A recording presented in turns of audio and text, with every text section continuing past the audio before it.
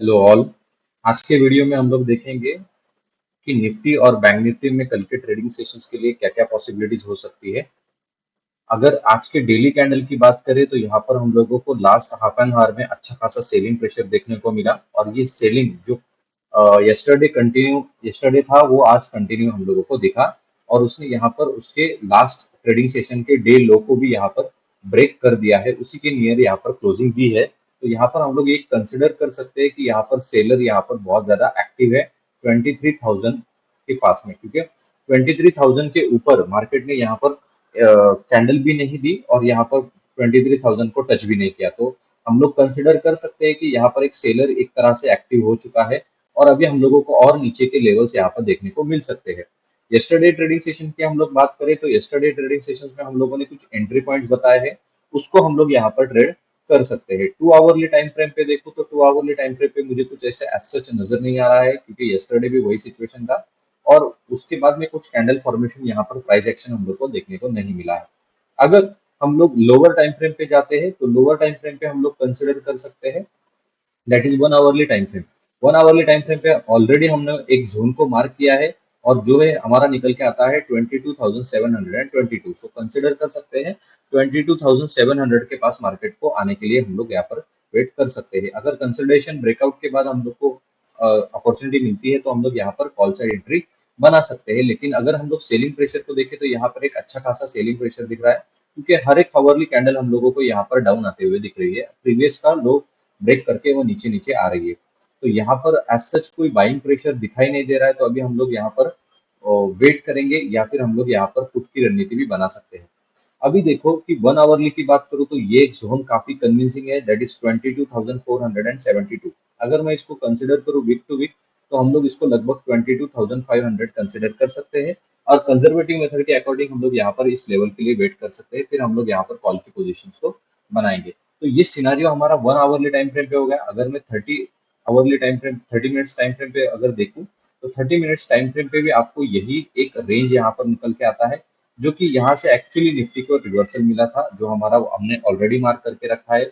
वही सभी लेवल यहाँ पर ओवरलैपिंग लेवल्स है और उसी को हम लोगों को ट्रेड करना चाहिए या उसी के लिए यहाँ पर वेट करना चाहिए। बिकॉज अगर हम लोग इसको वेट नहीं करेंगे तो यहाँ पर वो कंडीशन हमारा मतलब वेट नहीं करेंगे तो सेलिंग प्रेशर यहाँ पर कंटिन्यू है, तो इसको हम लोग को डेफिनेटली वेट करना पड़ेगा। यहाँ से ऊपर जाते ही हम लोग यहाँ पर ट्रेड कर सकते हैं। तो इसको अभी हम लोग कंसिडर करेंगे इसी लेवल को, और बाकी कुछ यहाँ पर सिनारियो नजर नहीं आ रहा है। अगर मैं टारगेट्स की बात करूँ तो टारगेट्स हमारा ये जो है ये इंटैक्ट है अब तक, इसको यहाँ पर अब तक मार्केट ने टच नहीं किया है, दैट इज 23,051। तो इसको यहाँ पर करेंगे, इन बिटवीन कुछ प्राइस एक्शन आता है तो यहाँ पर टारगेट्स को हमको चेंज करना पड़ेगा, लेकिन यहाँ पर भी एक टारगेट हम लोग रख सकते हैं, दैट इज 22,950। अगर निफ्टी में देखूं तो निफ्टी में एज सच यहाँ पर हम लोगों को जो सेलिंग प्रेशर देखने मिला वो एक्चुअली बैंक निफ्टी के कारण हम लोगों को देखने को मिला, क्योंकि बैंक निफ्टी में देखो अगर हमने यस्टरडे की जो लेवल दी थी एग्जैक्टली मार्केट वहीं से रिवर्स हुआ है, दैट इज 49,500। सो एग्जैक्टली हमारे टारगेट को यहाँ पर बैंक निफ्टी ने टच किया और वहां से हम लोगों को एक अच्छा खासा सेलिंग प्रेशर देखने को मिला और लगभग 400 पॉइंट्स यहाँ पर हम लोगों को डाउन देखने को मिला। होप आपने यहाँ पर पुट की एंट्री बनाई होगी या फिर आपने यहाँ पर दोनों केस में यहाँ पर प्रॉफिट भी बुक किया होगा। तो ये दोनों सिनारियों में यहाँ पर हमारा टारगेट अचीव हो गया है, तो इसको अभी अचीव हो गया है तो इसको अभी हम लोग इस लेवल को यहाँ पे हटा देते हैं। ऊपर का जो टारगेट है वो हमारा अब तक इंटैक्ट है, दैट इज 49,851। तो वो लगभग यहाँ पर ट्रेड हुआ था, लेकिन उसको अभी वैसे ही रख देते हैं। अगर मैं यहाँ पर टाइम फ्रेम की बात करूँ तो 2 आवरली टाइम फ्रेम की अगर मैं बात करूँ तो 2 आवरली टाइम फ्रेम पे देखते हैं क्या सिनेरियो यहाँ पर निकल के आ रहा है। तो 2 आवरली में मुझे एज सच यहाँ पर कोई अच्छा जोन नहीं नजर आ रहा है। अभी अगर निफ्टी बैंक निफ्टी यहाँ पे डाउन आता है तो इस लेवल को हम लोग ट्रेड कर सकते हैं, जो कि हमारा 1 आवरली का लेवल है। उसको भी देख लेते हैं 1 आवरली, क्योंकि 2 आवरली पे एज सच यहाँ पर कुछ दिखाई नहीं दे रहा है। तो अगर मैं बात करूँ 1 आवरली की तो 1 आवरली में ये एक जोन अच्छा है। यहाँ से मार्केट ने अगर रिवर्स कर दिया तो यहाँ पर कॉल की एंट्री बनाएंगे।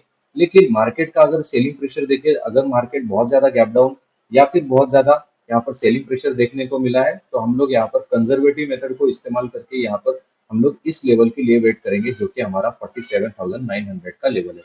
सो अगर मैं इसी को 30 मिनट्स टाइम फ्रेम पे अगर देखूं तो 30 मिनट्स टाइम फ्रेम पे भी क्या निकल के आता है, वही लेवल्स है जो हम लोगों ने ऑलरेडी मार्क करके रखे हैं। तो ये एक हमारा लेवल होगा और उसके बाद ये हमारा लेवल है, ये दोनों लेवल के लिए हम लोगों को यहाँ पर वेट करना चाहिए। स्टॉप लॉस हम लोग इस कैंडल के लो के नीचे रखेंगे। इस केस में हमारा स्टॉप लॉस थोड़ा सा बिग हो जाएगा, बड़ा हो जाएगा, लेकिन ये काफी कंजर्वेटिव एंट्री है, तो इसको हम लोग यहाँ पर कंसिडर कर सकते हैं, या फिर यहाँ पर आप 1:2 का ट्रेड भी ले सकते हैं। तो दोनों केस में यहाँ पर हमारा कॉल की एंट्री यही बनेगी। अगर मैं यहाँ पर टारगेट्स की बात करूँ, तो टारगेट हम लोग देखते हैं कि 2 आवरली पे हम लोगों को कुछ नजर आ रहा है क्या।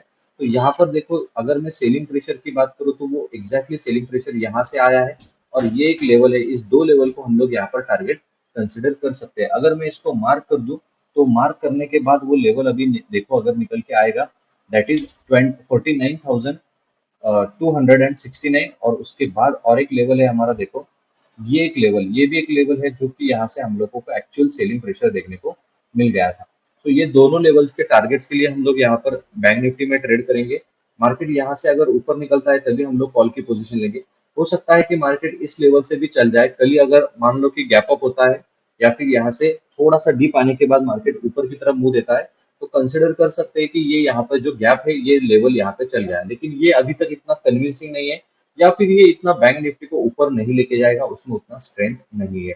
सो सेफ साइड अगर हम लोगों को ट्रेड करना है, तो 48,556।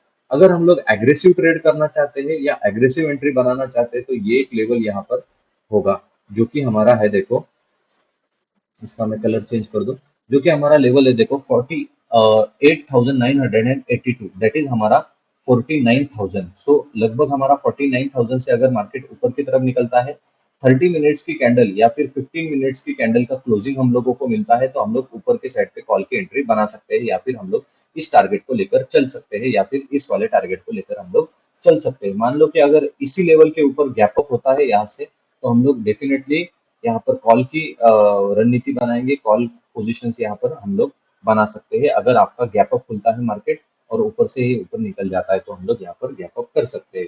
इलेक्शन का समय है और रिजल्ट्स भी लगने वाले हैं, तो यहाँ पर थोड़ा सा हम लोगों को मार्केट में कॉशियस रहना है। इंडिया विक्स भी काफी हाई पे चल रहा है, तो मेक श्योर कि आप यहाँ पर थोड़ा सा कॉशियस रह के ट्रेड करें। ठीक है, होप ये वीडियो आपको अच्छा लगा होगा, लेवल्स आपको समझ में आए होंगे। अगर वीडियो आपको अच्छा लगा है, तो प्लीज वीडियो को लाइक करिए, चैनल को शेयर करिए और सब्सक्राइब करिए। Thank you.